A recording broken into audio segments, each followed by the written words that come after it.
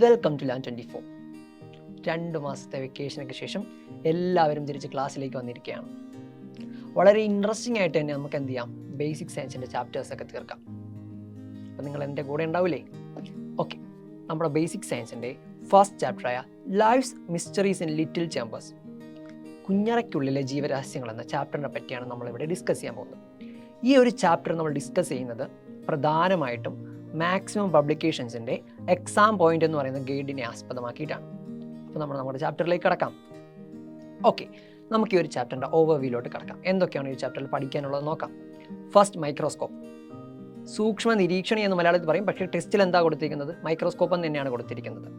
Second, discovering of cells. കോശങ്ങളെ കണ്ടെത്തുന്നു. Third, major findings. പ്രധാനപ്പെട്ട കണ്ടെത്തലുകൾ, സെല്ലുമായി ബന്ധപ്പെട്ട പ്രധാനപ്പെട്ട കണ്ടെത്തലുകൾ. Fourth, cell theory. കോശ സിദ്ധാന്തം എന്നാണ് ടെക്സ്റ്റിൽ കൊടുത്തിരിക്കുന്നത്. Fifth, plant cell. സസ്യകോശം. Sixth, cell organelle.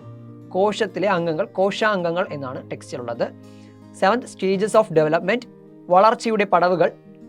Eighth, nucleus. കോശത്തിൻ്റെ മർമ്മം.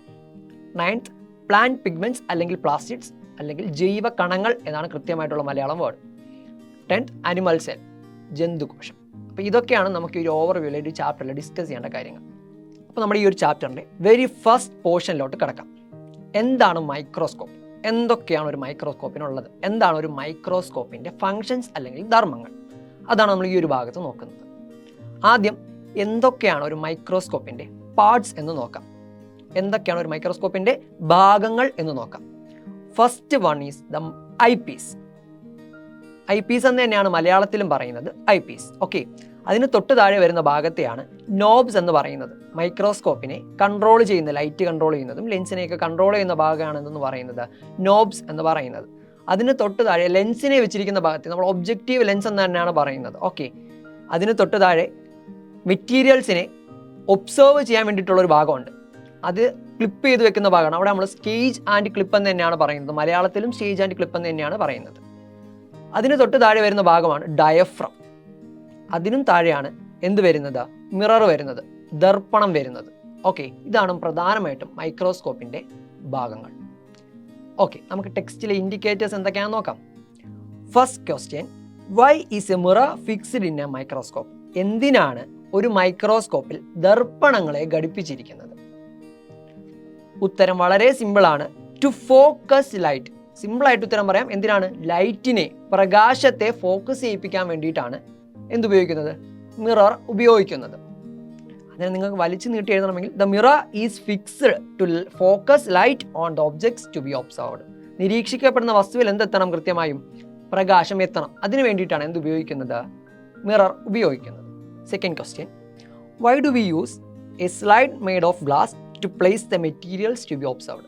നിരീക്ഷിക്കപ്പെടുന്ന വസ്തുവിനെ നമ്മൾ എന്തിനാണ് ഗ്ലാസ് കൊണ്ട് നിർമ്മിതമായ സ്ലൈഡിൽ വെക്കുന്നത്? ഉത്തരം വളരെ സിമ്പിളാണ്. A transparent surface is required. പ്രകാശത്തെ കടത്തിവിടുന്ന സുതാര്യമായിട്ടുള്ള ഒരു വസ്തു ആയിരിക്കണം ആ മെറ്റീരിയലിനെ ഒബ്സർവ് ചെയ്യുമ്പോൾ വെക്കേണ്ടത്. കാരണം ലൈറ്റിനെ കടത്തിവിടുന്ന ഒരു വസ്തുവിൽ വെച്ചാൽ മാത്രമേ കൃത്യമായിട്ട് പ്രകാശം എന്ത് ചെയ്യത്തുള്ളൂ? ആ മെറ്റീരിയലിലേക്ക് എത്തത്തുള്ളൂ. ഇതാണ് അതിൻ്റെ ഉത്തരം. ഓക്കെ അല്ലേ? അടുത്ത section, magnification power of microscope. ആവർത്തന ശേഷി എന്നതാണ് അതിൻ്റെ മലയാളം. എന്താണ് ഒരു മൈക്രോസ്കോപ്പിൻ്റെ ആവർത്തന ശേഷി എന്ന് നോക്കാം. Marked as 10x and 45x in the objective lens and eyepiece. മൈക്രോസ്കോപ്പിൻ്റെ ഒബ്ജക്റ്റീവ് ലെൻസിലും ഐ പീസിലും 10x എന്നും 45x എന്നും മാർക്ക് ചെയ്തിട്ടുണ്ടാവും.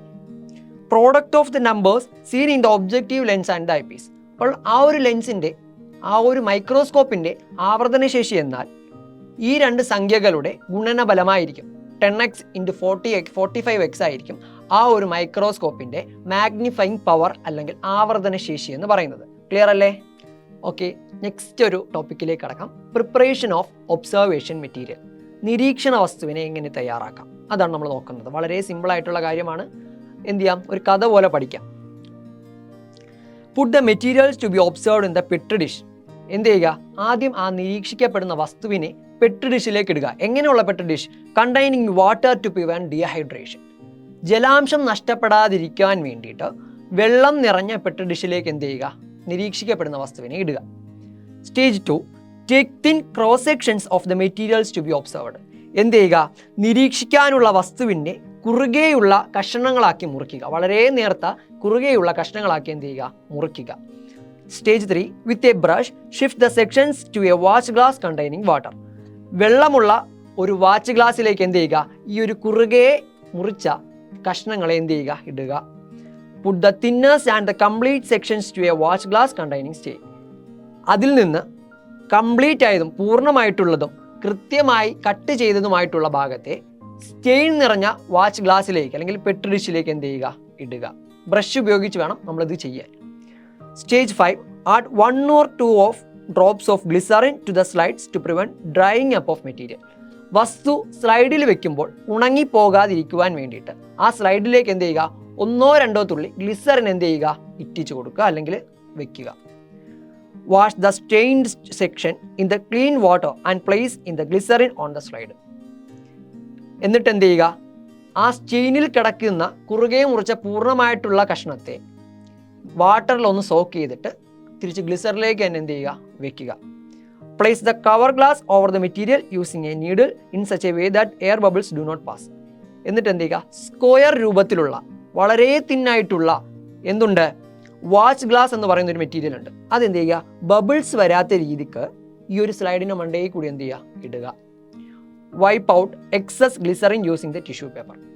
ശേഷം ഒരു ടിഷ്യൂ പേപ്പർ ഉപയോഗിച്ച് ഇതിൻ്റെ സൈഡിൽ വരുന്ന ഗ്ലിസറിൻ എന്ത് ചെയ്യുക? എക്സസ് ആയിട്ട് വരുന്ന ഗ്ലിസറിൻ എന്ത് ചെയ്യുക? തുടച്ച് കളയുക. അപ്പോൾ പ്രധാനമായിട്ടും ഇതാണ് ഒരു ഒബ്സർവേഷൻ മെറ്റീരിയൽ, ഒരു നിരീക്ഷണ വസ്തുവിനെ എങ്ങനെ നമുക്ക് തയ്യാറാക്കാം എന്നുള്ളത്. ഇത് പരീക്ഷയ്ക്ക് ചോദിക്കില്ല, എന്നാലും അറിഞ്ഞിരിക്കേണ്ട വളരെ പ്രധാനപ്പെട്ട ഒരു കാര്യം തന്നെയാണ്. ഓക്കെ, ഇതൊക്കെ അല്ലേ?